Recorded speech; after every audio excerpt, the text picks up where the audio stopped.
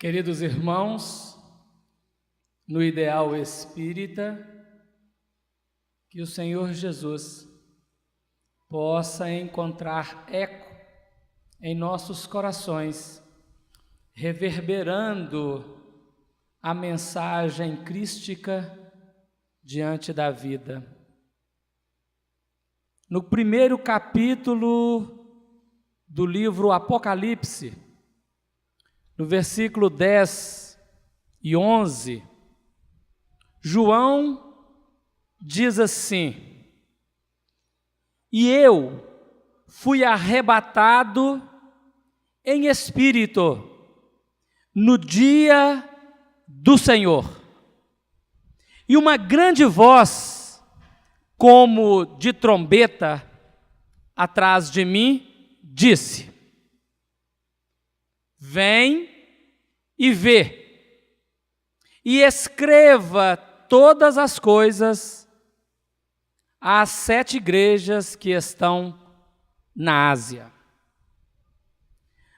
A mediunidade ímpar de João Evangelista, exalçada ao ápice naquele instante em que ele é arrebatado ao mundo espiritual e, captando o pensamento de Jesus, decodificando as cenas que deveriam ter lugar a partir daquela data, na humanidade, nos milênios futuros, ele é convidado a retratá-las conforme viu, fielmente, e apresentar à humanidade. Mas para que esse projeto pudesse ser levado a efeito, nós visualizamos uma criança de 6 anos, 7 anos, por aí assim, aprendendo a escrever, conjugando o olhar, a forma da letra, a composição da sílaba e expressando, conforme as diretrizes do educador, a grafia de um texto. Mas quando nós vemos uma criança neste aprendizado, talvez nós mesmos e aquela criança não levamos em consideração os milhares de anos que a natureza precisou elaborar junto ao princípio inteligente para que ele pudesse conjugar os movimentos da percepção, o registro mnemônico, a fecundação do valor da memória e assim poder, ao longo do tempo, na construção do ser, nos projetos do desenvolvimento biológico, expressar-se, refletindo a ideia divina na vida. Emmanuel, ao escrever o livro Pensamento e Vida, 1958, no seu primeiro capítulo, ele diz para nós que a mente é o espelho da vida em toda parte. Na realidade, o espelho, primeiramente, ele capta uma imagem e depois reflete esta imagem captada conforme a sua própria natureza, conforme a sua própria constituição.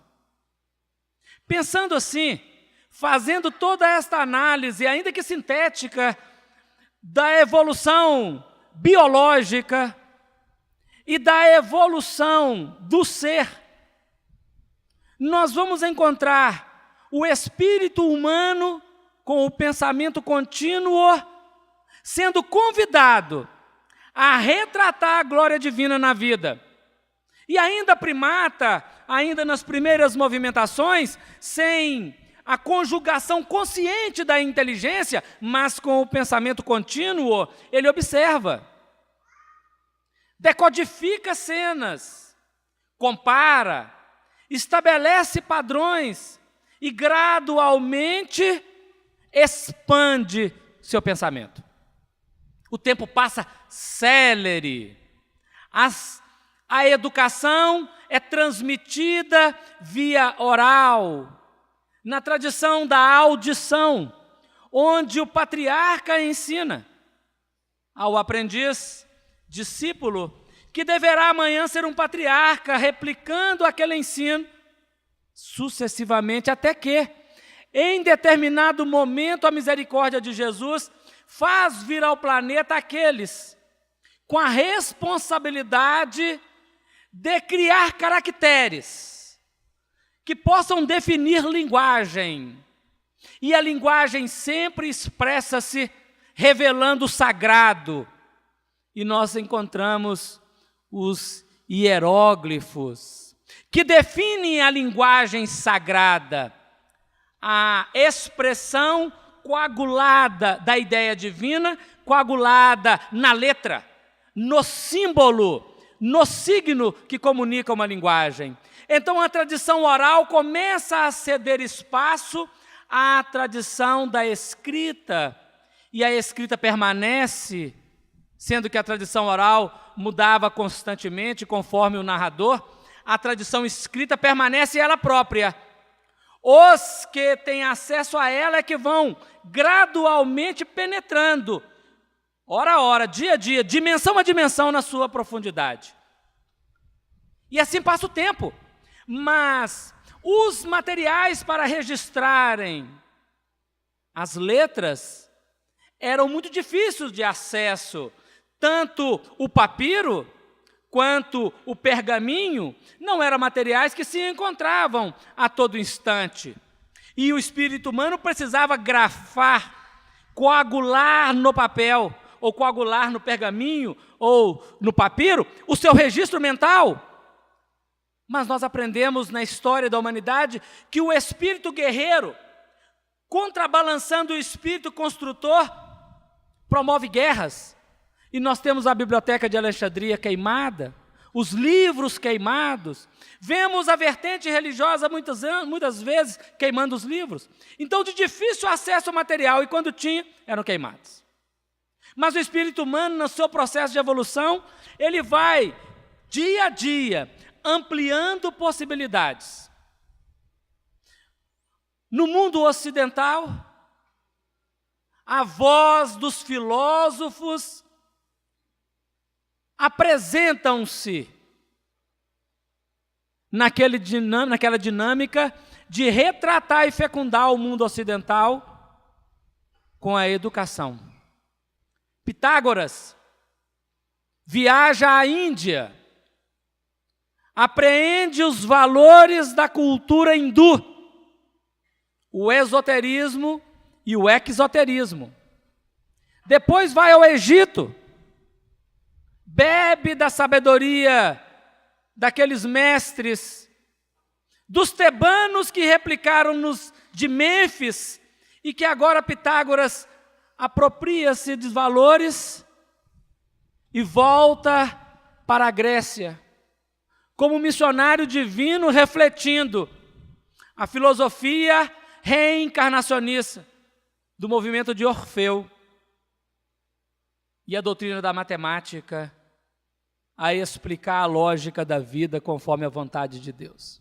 Emmanuel, no livro A Caminho da Luz, refletindo na construção do planeta, colocado a 149.600.000 quilômetros de distância do Sol, a uma velocidade diária de 2.500.000 quilômetros por dia, ele cogita qual força sobre-humana pôde apresentar num conjunto de leis matemáticas o vigor necessário para que este orbe pudesse compor, nos milênios de sua existência, um cântico, uma epopeia de amor, permitindo ao espírito humano evoluir e refletindo a luz de Deus.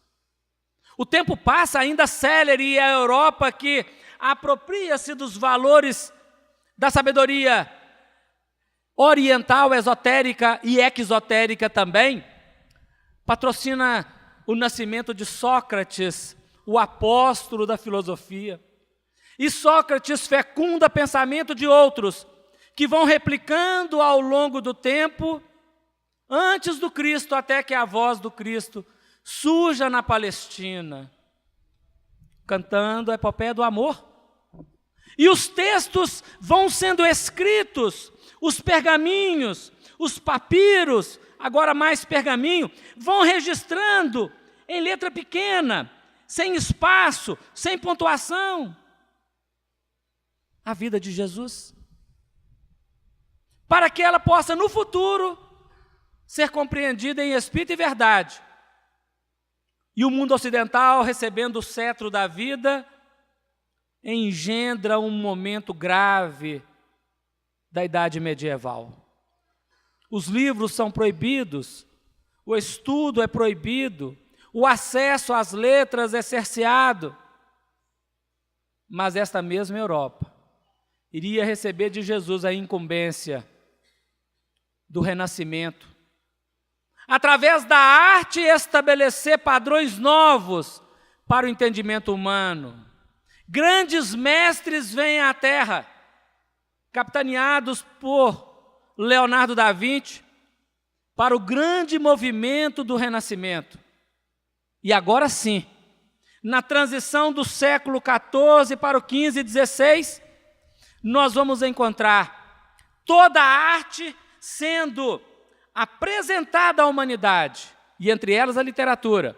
E a figura de Gutenberg, que inventa a imprensa, e Martinho Lutero, que traduz a Bíblia. E Gutenberg imprime a Bíblia, vulgariza o pensamento religioso, tradição judaica e tradição cristã, para o mundo ocidental. Todos começam a ter acesso às letras. E a educação que começa com Comênios, que perpassa Jean-Jacques Rousseau, que perpassa Jean Hus, que perpassa Pestalozzi, outros inúmeros trabalhadores, e o movimento do pensamento humano em ápice, século XIX, a grande luz da revelação da verdade vem à Terra, trazendo a reflexão do pensamento crístico em espírito e em verdade. Nessa ocasião, o livro já faz parte da cultura humana, a educação está disseminada, nós temos este movimento da escola que vai acessando cada dia mais toda a mentalidade infanto-juvenil. E o homem pode questionar, pode ler, pode pensar. A literatura humana caminha os seus caminhos, mas a literatura espírita tem um caminho diferenciado, que é a formação da mentalidade cristã em novas bases de transcendência a atingir patamares da evolução espiritual do ser no planeta. E depois que a codificação está estabelecida no planeta, o codificador é chamado de volta ao mundo espiritual e Jesus planta, ou já tinha plantado, começa a deixar frutecer a árvore do Evangelho na América, em especial na América do Sul e em particular no Brasil. E a árvore do Evangelho começa a pulsar com aqueles primeiros trabalhadores que traduzem as obras de Allan Kardec para o idioma português. Os primeiros grandes batalhadores do Evangelho na capital da República, no Rio de Janeiro, e antes, iniciando, na cidade do Salvador, na Bahia. Lá foi o primeiro foco de estudos espíritas, primeiro jornal espírita, o Eco de Além Túmulo, com Luiz Olímpio Teles de Menezes. Mas o século XX, que começa a surgir no horizonte, iria produzir, no nascimento, grandes personagens de trabalhadores de Jesus, que deveriam fazer um movimento novo, digamos assim, explicado, mas que já acontecia, que era o uso da mediunidade no retratar a ideia dos espíritos. Sempre aconteceu, mas agora estava explicado na lógica e encontramos nascendo nessa ocasião, no século XX, a dona Zilda Gama, a dona Ivone do Amaral Pereira e, particularmente, em 1910, Francisco de Paula Cândido, que vai ter o seu nome mudado para Francisco Cândido Xavier, logo à publicação do seu primeiro livro, captado por via mediúnica do plano espiritual, o Parnaso de Além Túmulo. Mas a literatura, que tem toda uma vertente de ideias, tem todo um cenário na prosa, no verso, no livro científico conceitual, não seja as expressões, todas elas citadas, em particular, porque é o conteúdo da Semana Espírita, 30ª Semana Espírita da União Espírita Mineira, o romance espírita. E respeitando a obra de Zilda Gama, a médium, Espírito Vitor Hugo, o escritor, respeitando a obra de Ivone do Amaral Pereira, médium, vários espíritos e outros tantos médiuns trabalhadores da Seara de Jesus, no capítulo do romance, em particular a parceria Emmanuel, Francisco Cândido Xavier. Em 1938, em outubro, no dia 14 de outubro, o diretor da Federação Espírita Brasileira, chamado Manuel Quintão, o responsável pela edição dos livros, tomava conta da gráfica do Rio de Janeiro, da Federação Espírita Brasileira, estava em visita a Pedro Leopoldo, uma semana de visita. Ele compôs um livro chamado Romaria da Graça. É um livro de distribuição gratuita. Acha-se na Federação Espírita Brasileira, acha-se em algum lugar, se alguém tiver interesse. E nesta semana, Manuel Quintão será premiado. Premiado não é a palavra correta no termo espírita. Ele será brindado pela mediunidade de Chico Xavier com mensagens maravilhosas de Bittencourt Sampaio, de Emmanuel e de vários outros espíritos. Mas, em particular, num desses dias desta semana, que coincide com a semana hoje que estamos vivendo, dia 15 de outubro, de 38, agora nós estamos em 2012, Emmanuel toma do lápis, escreve uma página ele faz um comentário sobre o romance herculano do espírito Rochester, da médium Vera Krijanovskaya.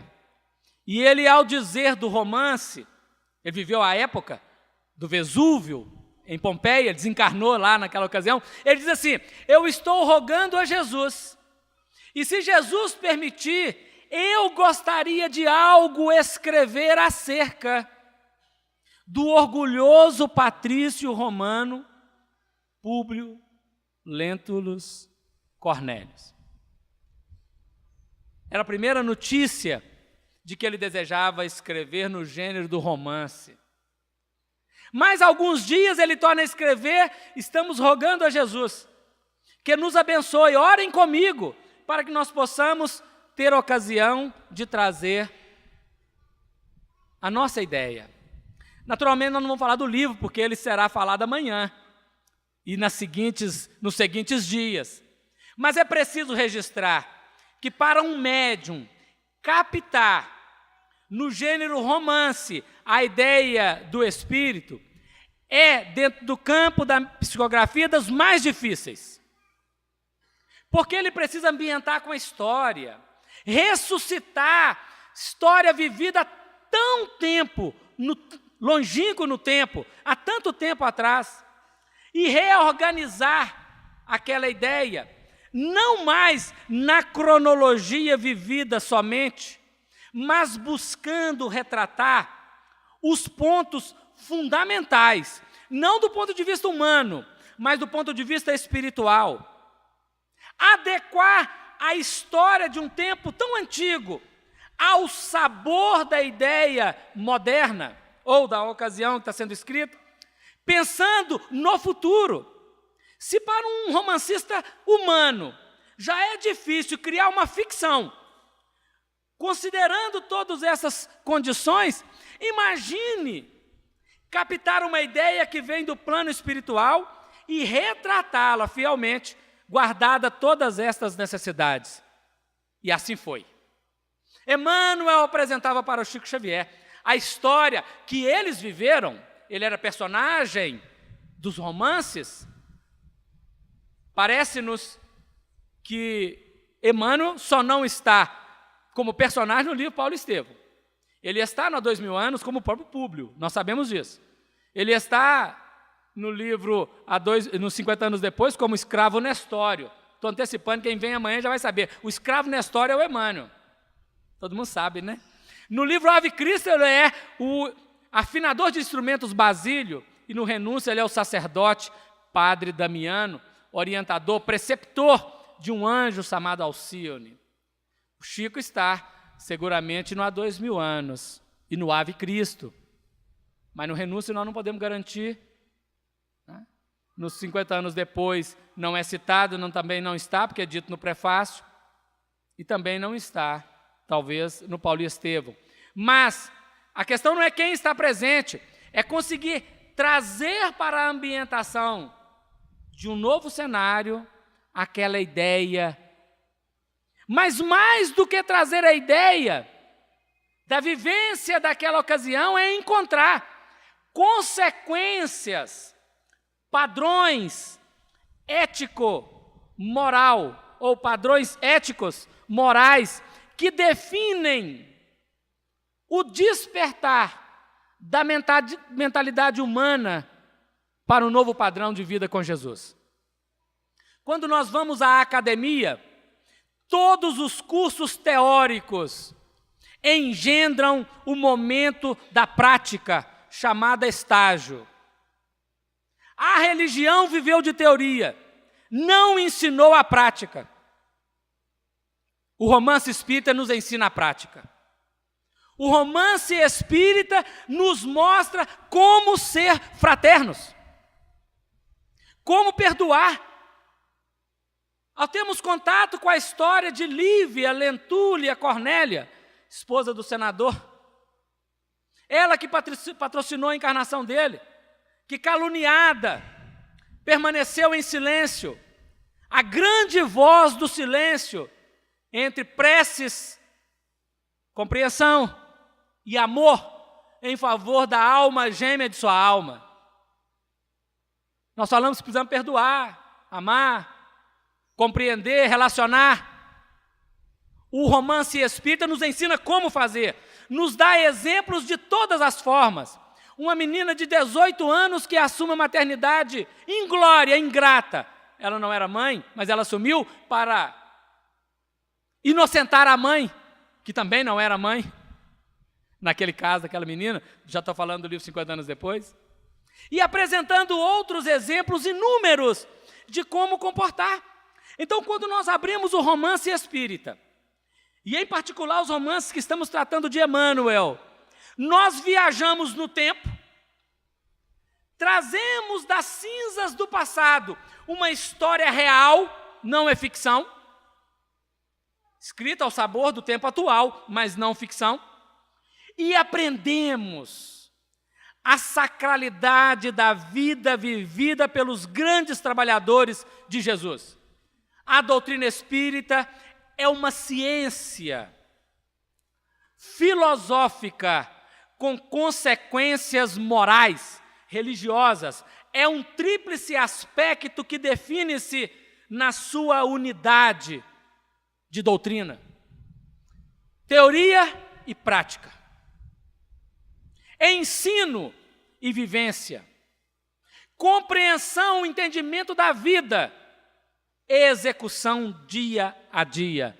E nós, que fomos agraciados com a misericórdia divina, não por méritos, mas por necessidade, que visitamos a seara espírita, o templo espírita, somos convidados verdadeiramente a estudar. Estudar muito, mas a praticar. Mais ainda. Quando Emmanuel faz um comentário no livro Caminho, Verdade e Vida, sobre Maria de Magdala, ele faz uma comparação entre Maria de Magdala e Paulo de Tarso. Paulo era apaixonado pela lei, era casto e puro. Maria era apaixonada pelos vícios mais degradantes da experiência humana. Os dois renovaram-se diante de Deus e diante do Cristo. Mas Maria foi além, porque ela venceu a si própria.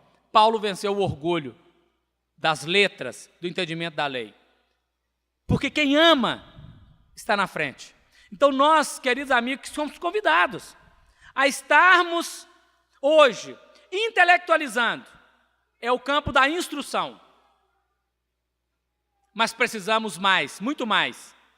Como diz o Espírito da Verdade, no capítulo 6 do Evangelho segundo o Espiritismo, o item 5º. Espíritas, amai-vos, é o primeiro ensinamento. Porque o amor é aquela dinâmica que vai sedimentar as bases verdadeiras da sociedade. E instruí-vos é o segundo ensinamento. Então nós que buscamos a instrução pela palestra, pelo livro, pela informação espírita, que genuinamente retifica em nós todos os padrões da cultura e do entendimento. Mas precisamos aprender com o romance espírita como praticar o perdão. Como praticar o amor ao próximo. Não está no romance, mas está num conto, e esse nós precisamos registrar, que é o dia que Joana de Cusa estava sendo levada ao circo do martírio. Ela e o seu filho pré-adolescente. E o carrasco romano pergunta a ela: mulher, abjura? Ela permanece em oração. Mulher, abjura? Ela continua em oração. Abjura ou vai morrer? Este Cristo só te ensinou a morrer? Antes dela responder, o filho falou: abjura, mamãe, por amor de mim. Ela o olhou, imagine a cena. Olhou o filho, pré-adolescente, e disse: cala-te, meu filho, não sabes o que dizes. Virou para o carrasco e disse-lhe: não, este Cristo me ensinou a amar-vos. Cumpra o seu dever. Imaginar cristãos sendo levados ao circo do martírio, cantando hinos de louvores ao Criador, agradecendo a Deus pela vida e pela morte. É exemplo para todos nós. Hoje não mais o circo de Roma. Hoje não mais o martírio para a sanha dos assistentes. Hoje, o trabalho silencioso no lar, na instituição profissional, na instituição educativa. O trabalho da segurança íntima, os leões que precisamos superar. É o leão do orgulho, da vaidade. Mas o leão tem o lado positivo. Precisamos viver o leão do amor, da fraternidade, da caridade. Porque fora da caridade não há salvação. Mas, queridos amigos, o tempo é ligeiro e fagueiro e não nos permite. E a disciplina é um dos primeiros pontos, né? Que Deus possa abençoar cada um. Que esta semana pulse no nosso coração em espírito e em verdade, no estudo, no livro, na verdade, na vivência dia a dia. Muita paz a todos, nós devemos a palavra à nossa coordenação e que Jesus possa abençoar-nos hoje e sempre com aquela construção de verdade. Tá.